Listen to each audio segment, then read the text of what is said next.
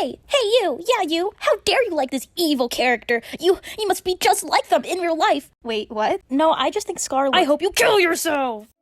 Now, depending on what depths you are on the internet, you are probably no stranger to fandom spaces and the community it creates, and I currently want to touch on the topic of why I think modern-day fandom culture is causing the deterioration of media literacy. But before I can explain why I think that, we need to cover the basis of our terminology, because some of you might not be as chronically online as I am, and only vaguely knowing your terminology doesn't mean that you know what's being discussed. So, what is fandom/fandom culture? Fandom, defined by the Cambridge Dictionary, is the state of being a fan of someone or something, especially a very enthusiastic one. A fandom is a community of people who share their love for a specific media, whether they're discussing the contents, creating new content based off the media, or simply want to analyze the content created. Fandom is intertwined and exists in the need for media literacy. So, why is fandom important? Fandom is important because directly it has created huge portions of our day-to-day culture without us even knowing it. We know about the mainstream kinds of fandoms, like the Taylor Swift fans or K-pop stans, but the niche I want to talk about specifically is indie fandom culture, or media that isn't based around the life of a celebrity. Fandom touches on topics such as, is creating fan content under fair use and protected by copyright, or ideas like, should showrunners be influenced by their fans to change the direction of the media to reflect their popular views, such as shows like Voltron or Star vs. the Forces of Evil, or even how references to those shows, games, or people are constantly in our culture today, such as the indie game Undertale, with its messy game code and meaningful story, even after around 9 years since release, is still having official merch today, the most recent being a collaboration with Set It Off for the remastered version of their hit song, Wolf in Sheep's Clothing. Like I said briefly, fandom spaces breed the need for media literacy, and in order to understand why, we also need to know that media literacy is defined as the ability to identify different types of media and understand the messages they are sending. It is important for people, especially children, to understand what media literacy is, because children populate fandom spaces just like adults do, but unlike adults, they often soak in the media they watch more literally, and at times can classify bad things as good because it was in their favorite show. Media literacy is important for children because children need to understand why books, shows, songs, and other content is created, and if they should really choose to have it be part of their day-to-day. Unlike adults, children cling to the content they like without understanding its contents, and then when they get older, either grow out of it or learn that what they once adored wasn't as golden and clean as they used to imagine. And that is normal. Children learning media literacy are not going to consume media as critically as many adults would, but it's still an important skill to have. Fandom is a place where both adults and minors interact, and due to these spaces being mixed and separated, it has created huge subcultures within the subculture of fandom. The most popular and polarizing being anti-shippers and anti-antis, aka pro-shippers. To briefly explain the definition of these two words change drastically depending on what people in the fandom identify themselves as, but there are two things that are very important and often don't change within their definitions. Anti-shippers believe that the depictions of abuse, illegal, and dangerous relationships in fiction should never be created, as they believe it can affect people in real life, whether through their worldview or understanding of relationships. The demographic of those who identify as antis are often teenagers, though at times end up humanizing fictional characters while dehumanizing those they disagree with, being the side that most often harasses pro-shippers and making call-out posts, or simply to put it, telling others to kill themselves. While pro-shippers believe that people are allowed to create whatever they want in fiction, though the stance on that varies from pro-shipper to pro-shipper, as many either believe that people can create whatever they want, and if you don't like them, then block them, while others teeter on the edge of drawing, creating, or writing illegal works. This demographic is mostly made up of the older members of fandom spaces. This is important to know because the idea of anti-shippers and pro-shippers specifically bring into light the concept of a type of purity culture, where in fandom you are only allowed to like good things or create good things, and the active problem of picking and choosing when to be willfully ignorant. So specifically, I think media literacy in fandom spaces is deteriorating due to the persistence of not exactly what I identify as purity culture, but realistically the need to be politically correct or morally correct. Nowadays, the internet has encouraged people to have a voice online, and that is not entirely a bad thing, but due to that, people feel the need to press their views and what they think is right onto the views of others. Many people consume media they enjoy and identify with, and due to that, when someone likes a fictional bad guy or a person who has objectively done bad things, they would then subconsciously or outwardly classify the person to be just like the bad person or complicit in their actions, at times completely disregarding other aspects that could make a character appealing because of their canonical depictions or mainstream characterization, such as a character like Valentino, who in the show Has Been Hotel is depicted as an abusive partner and a rapist to one of the cast members named Angel Dust. Many people could have different reasons for liking this character, while also acknowledging that this man is objectively a horrible person. But many on the internet, and from what I've seen, the majority of people that consume this animated show are under the impression that you cannot like Valentino unless you support rape or rapist, since the show has his main depiction and characterization, or I guess his main defining trait, as being Angel Dust's abuser. And I can understand that perspective, but this also actively cuts out a large part of the character himself. Let's just ignore the fact that when he talks he hums like a moth, or how in every other sentence he changes his accent to try and seem more attractive, or how he is so unhealthily clingy to Angel Dust, specifically, despite how he treats him, or his relationship with his business partners, specifically Vox, who seems like they're also in a romantic, or obviously not platonic relationship, or even surface level appeals such as, I like his design, I guess. I can understand why people have their gripes with bad characters and why they choose to dislike them, as again, people consume media and relate with characters they often find a part of themselves in. But what I simply cannot sympathize with is how they aren't cognitive enough to logically understand why someone would like a bad guy while also not identifying with the bad guy. It's a illogical to not logically understand someone's point of view, even with your own biases, and a lot of people don't like to challenge their perceptions in case they feel like they're in the wrong. It's okay to be steadfast and loyal to your beliefs, but what isn't okay is disregarding someone's interpretation because you don't view that character that way. And that's why I think media literacy is so important in fandom spaces, as due to the seemingly cut off in media literacy, it not only forces people to stop at a line, but also stop creating, in case what they create is not morally good or can come off as controversial, due to this fandom stunted media comprehension. Fandom spaces and fandom culture used to be a place where people thrived creatively, and of course everything will have their issues, but fandom spaces nowadays are actively put through a monitor and cleanse at any topic that isn't just two characters that are going to end up together eventually, or a good guy and their hero's journey. In modern day fandom spaces, you morally aren't allowed to explore topics within a media you like if it isn't good or isn't classified as safe. And I understand that there are multiple factors to why, such as adults and children sharing spaces, how newer fans aren't that well informed in the culture, and simply how the internet works in general and its virality. But at the same time, it doesn't disregard the fact that many people don't put those factors together and instead actively chooses to be ignorant when it comes to topics that are considered taboo and how it's depicted in the confines of fiction. So in conclusion, modern day fandom culture is causing the deterioration of media literacy due to polarizing opinions and clashing mental judgments from people inhabiting those spaces, with teenagers unable to separate themselves from the media they enjoy, and adults who know the magnitude of the topics they want to cover having no consideration to the space they have to share with children, who don't think critically enough to understand the gravity of the topics portrayed. Media literacy and fandom spaces are deteriorating due to willful ignorance and the disregard of nuance. Thank you for coming to my WED talk.